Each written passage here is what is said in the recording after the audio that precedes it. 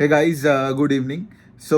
In this workshop, I'll talk about two NBFC companies. दोनों बहुत ही stable NBFCs है. एक का नाम है आपका श्रीराम फाइनेंस और दूसरा है आपका L&T फाइनेंस.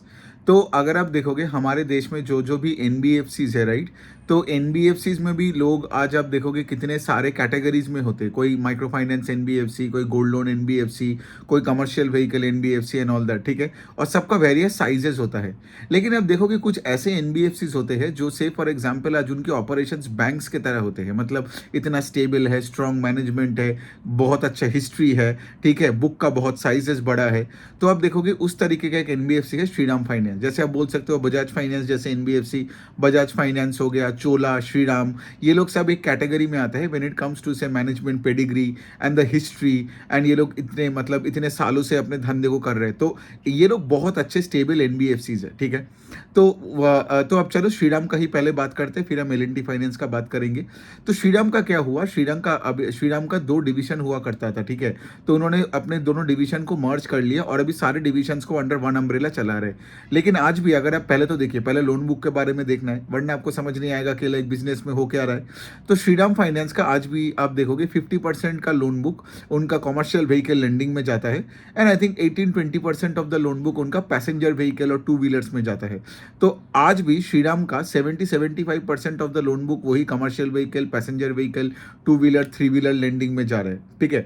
लेकिन श्रीराम क्या करने का कोशिश कर रहे हैं in the last few quarter से, वो लोग अपने पर्सनल लोन्स, फिर एमएसएमई, गोल्ड लोन के सेगमेंट्स को बढ़ाने का कोशिश कर रहे हैं. इसका रीजन वही है, राइट, क्योंकि देखिए अगर आप कमर्शियल व्हीकल लेंडिंग में हो और वहां पे से फॉर एग्जाम्पल आप किसी को नया ट्रक का लेंडिंग कर रहे हो, तो वहां पे उतना ईल्ड आपको नहीं बनता है, राइट. जबकि आप देख रहे हो कि अगर आप पर्सनल लेंडिंग करोगे, एमएसएमई लेंडिंग करोगे, तो फिर इससे इससे आपका ईल्ड बढ़ेगा. Got it. तो श्रीराम का वही कहना है कि गोइंग फॉरवर्ड धीरे धीरे करके बिजनेस में उनका निम्स बढ़ेगा, स्प्रेड बढ़ेगा. इसीलिए तो ये सारे डिविजन्स को बढ़ा रहे हैं. Got it. पे ये हो गया पहला वाला पॉइंट. दूसरा वाला पॉइंट है यही कि लाइक आप देखोगे कि लाइक श्रीराम हैज मतलब इनका 2 लाख करोड़ के आसपास का लोन बुक है. और इनका मैनेजमेंट ने यही बताया कि लाइक इनका जो गाइडेंस है, मतलब इनका रिजल्ट अच्छी आया हुआ है, क्योंकि 2 लाख करोड़ का लोन बुक में भी they I think they grew around 18-20% loan book का बात कर रहा हूँ Q3 ओवर Q3 में. और उनका गाइडेंस है कि लाइक हम 15-16% से तो ग्रो कर ही लेंगे इन FY25 ओवर FY24, ठीक है. अब वही वाला पॉइंट है कि लाइक जब इनको पूछा जाता है तो ये यही बोलते हैं कि लाइक देखिए कमर्शियल व्हीकल एक साइकिल है, करेक्ट. और कोविड के बाद जब कमर्शियल व्हीकल का जब ये साइकिल चालू हुआ तो 2020-2021 से जब चालू हुआ, तो अभी 2-3 साल तो हो गया साइकिल का, correct. So going forward used CV का साइकिल चालू होगा. यूज्ड सीवी मतलब इसका बहुत सारे रीजंस भी है. एक तो चलो मतलब नया कमर्शियल व्हीकल का तो साइकिल चल रहा है 2-3 साल से, लेकिन यूज सीवी का मतलब है कि लाइक से आज देखोगे आप BS4 से BS6 जब जब से हुआ है तो इंजन का खर्चा बढ़ गया. मतलब क्या, पूरा आपका व्हीकल का कॉस्ट बढ़ गया. तो सोचिए आज बहुत ऐसे लोग होंगे जो जो नया एक कमर्शियल व्हीकल खरीद नहीं पाएगा, राइट. मतलब या फिर से फॉर एग्जांपल वो पा नहीं रहा है, तो इसलिए वो क्या करेगा, वो एक यूज्ड कमर्शियल व्हीकल वो खरीदेगा, उसके लिए वो फाइनेंसिंग करेगा. तो ऐसे श्रीराम जैसे कंपनीज को अगर आप यूज्ड सीवी के लिए फाइनेंस कर रहे हो तो वहाँ पे आपका आपका ईल्ड भी ज़्यादा है, बिकॉज वो डिप्रिशिएटेड एक एसेट है, करेक्ट. नया व्हीकल है नहीं, रिस्क ज़्यादा है, इसलिए आपका ईल्ड भी तो ज़्यादा है ना. और ऑफ कोर्स गोइंग फॉरवर्ड जितना ज़्यादा यूज कमर्शियल व्हीकल का यूज़ होगा तो श्रीराम जैसे कंपनीज को फायदा होगा. दूसरे साइड में जैसे मैंने बोला कि हमको देखना पड़ेगा उनका personal loan, MSME, gold loan में ये लोग क्या कर रहे हैं, because they are growing at a faster pace in those specific segments then you would see the commercial vehicle and the passenger vehicle space, ठीक है. एसेट क्वालिटी उनका बहुत ही अच्छा है. I think the gross NPA number is less than 6%. The asset quality is improving on YOY QOQ basis में. और श्रीराम एक ऐसा बिजनेस है जहां पे you won't get a magical return, I would say, ठीक है. क्योंकि जैसे मैंने बताया था मैनेजमेंट का गाइडेंस है 15%, ठीक है. तो अगर आपको 15-16-17% का CAGR चाहिए, राइट, आपके पोर्टफोलियो में, तो Shriram can be a good addition, because इनका एसेट क्वालिटी भी अच्छा है, अभी मर्जर भी हो चुका है. और अब देखोगे इनका आगे जाके तो यही है, बिकॉज अगर आपका लोन बुक 15-20% से ग्रो करे और पर्सनल लोन और एमएसएमई डिवीजन बढ़े तो प्रोडक्ट मिक्स चेंज होगा, राइट. तो आपका प्रोडक्ट मिक्स अगर फेवरेबली चेंज होता है तो आपको ऑपरेटिंग लेवरेज मिलेगा. मतलब आपका EPS का growth can be more than your loan book का ग्रोथ, राइट. तो इससे क्या होता है, आपका शेयर होल्डर्स को और बेनिफिट मिलने वाला है. तो यही है श्रीराम फाइनेंस का, और कुछ खास कुछ है नहीं. जैसे यूज्ड कमर्शियल व्हीकल जैसे मैंने बताया, राइट, कि कमर्शियल व्हीकल में भी वो लोग यूज सेगमेंट में ज़्यादा फोकस कर रहा है. और इनका एक और है कि लाइक आप अगर देखोगे कि लाइक ये लोग भी क्या कर रहे हैं, मतलब अगर आप किसी को से टू व्हीलर का लोन दे रहे हो या से फॉर एग्जांपल गोल्ड लोन दे रहे हो, तो ऑफकोर्स ये लोग क्रॉस सेल तो कर ही सकते हैं, because Shriram has an immensely large franchise all across the country, है ना। तो इनका एक अच्छा क्रॉस सेल भी आप बुक कर सकते हो धीरे धीरे करके। ये अनसिक्योर्ड लेंडिंग या रिटेल में जितना भी घुसेगा, मतलब रिटेल में ही है ये सब, but then having said that ये पर्सनल लोन और ये गोल्ड लोन और एमएसएमई एसएमई लोन्स जहाँ पे जाएंगे, यहाँ पे ऑफकोर्स। और श्रीराम का तो टायर 2 3 4 सिटीज़ में एक बहुत बड़ा प्रेजेंस है हमारे कंट्री में। तो यही तक है श्रीराम का, और कुछ है नहीं, राइट। अगले क्वार्टर में देखते हैं Q4 में फिर से, तो ऑफकोर्स हम लोग बातें करते ही रहते हैं ऐसे कंपनीज में। अब दूसरा कंपनी का बात करते हैं L&T फाइनेंस का, ठीक है। अब L&T फाइनेंस ने क्या किया, पहले वो उनका एक होलसेल बुक हुआ करता था, अभी उन्होंने क्या किया, पूरा होलसेल बुक को चर्न करके पूरा रिटेल में आ गया। सो बेसिकली उनका एक प्रोजेक्ट लक्ष्य करके कोई लक्ष्य था, मतलब 2 साल पहले उन्होंने बताया था कि 2026 तक वो अपने पूरे बुक को ही 80-90% ऑफ द बुक को ही रिटेल कर देगा। लेकिन they are like 2 years ahead of its plan. 2024 में ही इन्होंने जो प्लान किया था वो उन्होंने ही कर दिया, ठीक है। मतलब आज अगर आप देखोगे 91% of the book of L&T finance is retail in nature, और इनका होलसेल का जो बुक है वो वाइंड डाउन करके जीरो ही कर देगा गोइंग फॉरवर्ड। उनको बढ़ाने में इनका कोई इंटरेस्ट नहीं है, ठीक है। अब यही वाला पॉइंट है कि अगर आप रिटेल में देखोगे तो उसका भी 2 सेग्रीगेशन आता है L&T फाइनेंस का। तो पहला वाला जो सेग्रीगेशन है, वो सेग्रीगेशन है कि लाइक अब रिटेल में भी 2 जगह, जैसे मैंने बोला कि एक हो गया रूरल, दूसरा हो गया आपका अर्बन, ठीक है। और रिटेल में जो रूरल और अर्बन का जो सेगमेंटेशन है, दोनों 50-50% का है। तो सोचिए अगर उनका लोन बुक है 100 रुपये, तो उसमें 9 रुपये होलसेल है जो आगे जाके जीरो हो जाएगा। ये जो 91 रुपीज़ है उसमें से 45 है रिटेल रूरल में और बाकी 45 आपका रिटेल अर्बन में, यही बोलने का कोशिश कर रहे हो, ठीक है। और यही बिजनेस मॉडल है। तो अर्बन में रिटेल में ये लोग कहाँ है, माइक्रो फाइनेंस में, ठीक है, मेजोरिटी।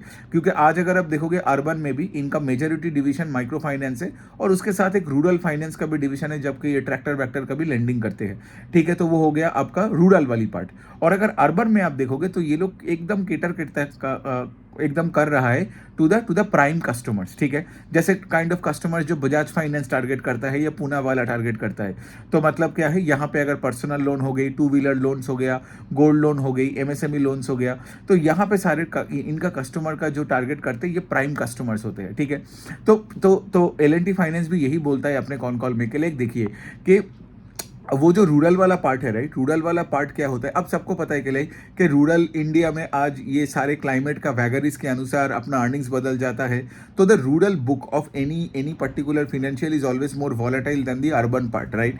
लेकिन जब मैनेजमेंट को ये पूछा गया कि अब रूरल में भी आज इतना बुलिश क्यों हो रूरल रिटेल साइड में, तो उन्होंने यही बोला कि रूरल साइड में शायद हमारे मतलब सबको प्रॉब्लम होता है, लेकिन अगर आपका कलेक्शंस अच्छे हैं, ठीक है, मतलब अगर आपका कलेक्शन टीम अच्छा है तो, और अगर कलेक्शन एफिशिएंसी अच्छा रख पाओ, तो रूरल बुक से आपको यील्ड ज़्यादा मिलता है। So the book is very rewarding even though it is volatile, है ना।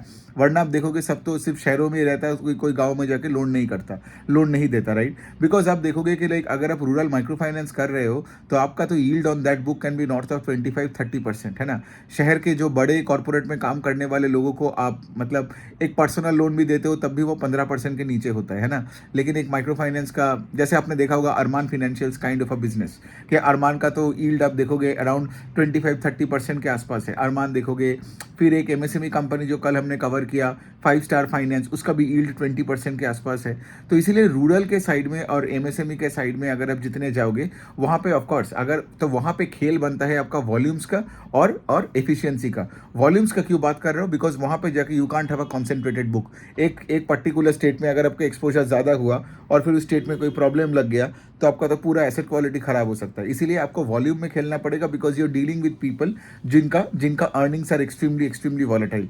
तो एक तो वॉल्यूम्स हो गया, दूसरा है कि आपको स्मॉल टिकट में खेलना पड़ेगा, और तीसरा जब अगर आपने वॉल्यूम्स और स्मॉल टिकट में सही खेल लिया, पैन इंडिया का बेस बना लिया, फिर क्या है, फिर उसके बाद आपको कोई प्रॉब्लम नहीं है कि कहीं पे एनपीए हुआ भी बाकी जगह से आपको इतना हाई यील्ड मिलेगा। फ्रॉम द रूरल पर्सपेक्टिव बता रहा हूँ कि वो जो जहाँ पे थोड़ा लॉस हुआ है वो आपको दिखेगा भी नहीं, है ना। तो यही तो बनता है फाइनेंशियल्स का। At the end of the day you have to make more money than you lose money, right, and so as a result of which your profits will go up, EPS will go up.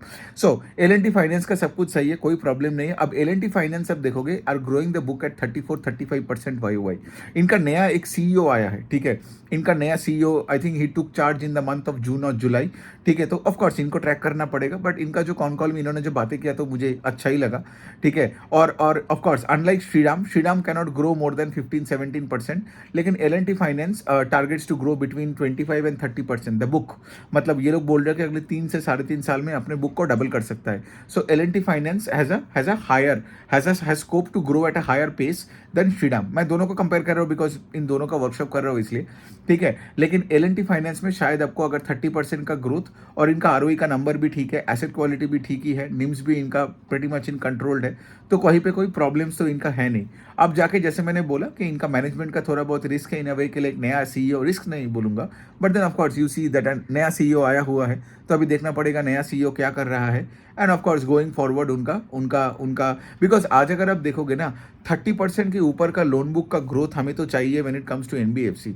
इसलिए मेरे श्रीराम मेरे portfolio में नहीं है, श्रीराम का बाकी सब कुछ है, लेकिन 15-17% के लिए मैं क्यों करूं जब लेट से आपके पास आईडीएफसी फर्स्ट बैंक जैसा बैंक है जो आपको 20-25% का ग्रोथ दे रहा है एक बैंक बन के, है ना, और उसका प्रेजेंस और भी बेटर है, so on and so fourth, ठीक है। बट तो फिर मैं उसके एनबीएफसी में जाऊँ जहाँ पे कॉस्ट ऑफ बोरिंग बड़ा है और मेरा पेस ऑफ ग्रोथ भी अगर 15-17% 18% है, तो I won't be very impressed, right. लेकिन एल&टी फाइनेंस में आप देखोगे तो जैसे मैं आगे भी जाके मैं क्रेडिट एक्सिस ग्रामीण कवर करने वाला हूँ, फिर चलो अभी तो आईएफएल का बात नहीं कर सकता बिकॉज इतना प्रॉब्लम हो गया, लेकिन वो भी तो 30% के ऊपर ही ग्रो कर रहा था। फिर अरमान फाइनेंशियल्स हो गया, फिर आप देखोगे 5 स्टार फाइनेंस हो गई, ये सारे कंपनीज है ना, तो they can grow north of 25-30%। And इनका एसेट क्वालिटी आपका मेन है, क्योंकि अगर आपका कलेक्शन अच्छा है, एसेट क्वालिटी अच्छा है, और इसके साथ साथ अगर आप 30% के ऊपर ग्रो कर सकते हो with a good ROE number, then you make good amount of money for share holders. तो चलिए यही रखते हैं, अगले वाले वीडियो में आई कवर्ड अगेन 3-4 और एनबीएफसीज में कवर कर लूंगा। Thank you.